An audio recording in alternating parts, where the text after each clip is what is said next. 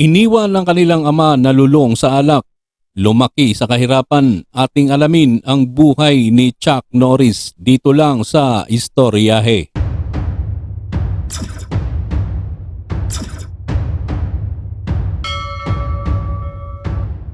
Si Carlos Ray Norris o mas kilala sa pangalang Chuck Norris ay ipinanganak noong March 10, 1940 sa Rian, Oklahoma. Lumaki siya sa isang mahirap na pamilya na walang kinalaman sa industriya ng pelikula at sports. Si Chuck ay may dalawang kapatid na lalaki, sina Willan at Aaron. Ang pagkabata ni Norris ay mahirap sabihing masaya. Ang pinuno ng pamilya na nagtatrabaho bilang isang mekaniko ng sasakyan ay inabuso ang alak. Kaya ang resulta ay dumanas ang asawa at mga anak ng kahirapan sa kanilang buhay at kapos sa pangangailangan sa pang-araw-araw.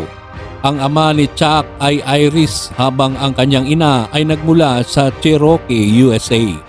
Ang pamilyang Norris ay halos isang kahig isang tuka, ika nga sa kasabihang Tagalog, ni walang permanenteng tirahan. Naalala ni Chuck na bilang isang bata, siya ay nanirahan ng mahabang panahon kasama ang kanyang ina at mga kapatid sa isang van. Nang siya ay 16 taong gulang, ang kanyang mga magulang ay nag-file ng diborsyo. Nang maglaon ay nag-asawa ulit ang kanyang ina sa isang lalaking nagngangalang George Knight. Ang kanyang stepfather ay nag-udyok sa kanya na makisali sa sports.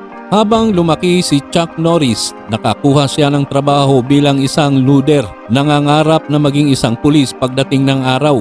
Matapos makatanggap ng sertipiko, kusang loob siyang pumasok sa Air Force at noong 1959 ay ipinadala sa South Korea. Sa panahong iyon ng kanyang talambuhay, sinimulan nilang tawagin siyang Chuck.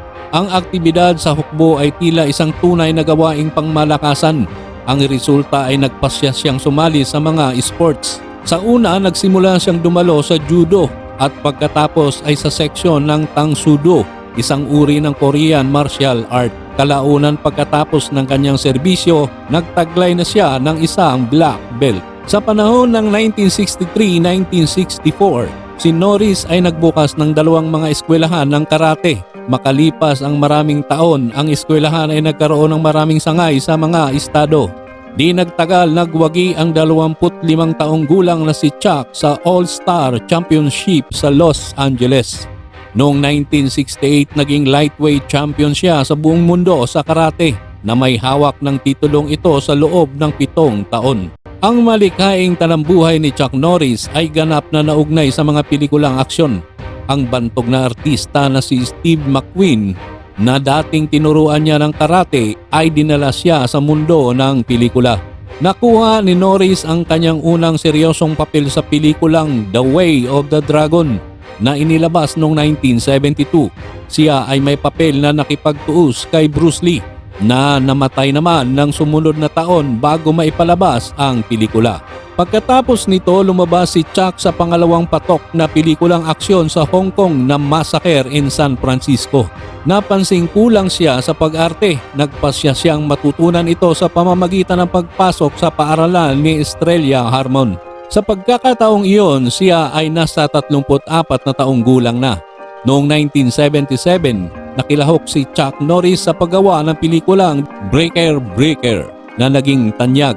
Sa mga sumunod na taon, nagpatuloy siyang lumabas sa mga action films na naging isa sa pinakatanyag na artista sa ganong kategorya. Noong 80s, si Chuck ay inilagay sa bituin sa Eye for an Eye, Lone Wolf McQuade, Missing in Action, The Delta Force, Firewalker at iba pang mga pelikula.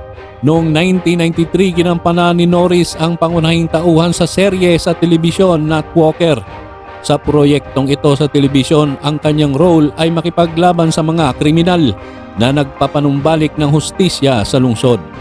Sa bawat serye, ipinakita ang mga eksena ng iba't ibang mga away na pinanood ng madla ng may kasiyahan. Napakatagumpay ng serye na na-broadcast sa TV sa loob ng 8 taon. Sa panahong ito, nagawang magbida ni Chuck sa iba pang mga pelikula kasama na ang Hellbound, Top Dog at Forest Warrior. Pagkatapos nito, lumitaw si Norris sa maraming iba pang mga action film. Sa mahabang panahon, ang palabas na The Cutter 2005 ay itinuring na huling gawa ng aktor. Gayunpaman noong 2012 nakita siya ng mga manonood ng TV sa The Expendables. Ngayon ang larawang ito ang huli sa kanyang filmography. Sa loob ng halos 30 taon si Chuck Norris ay ikinasal kay Diana Holchek na kasama niya sa parehong klase. Sa pagsasamang ito, ipinanganak sina Mike at Eric. Ang mag-asawa ay nag-file ng diborsyo noong 1989. Halos 10 taon na ang lumipas, nag-asawa ulit si Chuck. Ang bago niyang napili ay ang aktres na si Gina O'Kelly na mas bata ng 23 taon kaysa kanyang asawa. Sa kanilang pagsasama, nagkaroon sila ng kambal na anak. Napag-alaman din na si Chuck ay may isang illegal na anak na babae na nagngangalang Dina. Siya ay may magandang relasyon sa lahat ng kanyang mga anak. Noong 2007, si Chuck Norris at ang kanyang asawa ay nagbakasyon sa Israel. Sa partikular, binisitan niya ang iba't ibang mga banal na lugar, kasama ang sikat na Western Wall of Jerusalem. Kasabay nito ay ginawad sa aktor ang titulong Honorary Texan sapagkat sa loob ng maraming taon ay nanirahan siya sa kanyang bukid sa Texas malapit sa Navasota. At bida rin bilang Texas Ranger sa pelikulang Lone Wolf McQuade at serye ng TV na Walker. Isinasaalang-alang ni Norris ang kanyang sarili na maging isang mananampalataya. Siya ay may akda ng maraming mga libro tungkol sa Kristyanismo. Siya ay isa sa mga unang tanyag na artista na pumuna sa kasal sa parehong kasarian. Kahit sa kanyang edad ngayon na mahigit 80 taon na, si Chuck ay patuloy pa rin sa pagsasanay ng martial arts. Shout out sa mag-asawang Jojo at Ashley Yongko from 13 Martires, Cavite City. Shout out din kay Pubs TV at kay Paquito Estrada. Maraming salamat sa inyong panonood. Hanggang dito na lang muna tayo mga kaistorya. Kung inyong nagustuhan ang istoryang ito, maaaring mag-like, comment at mag-subscribe sa ating munting channel.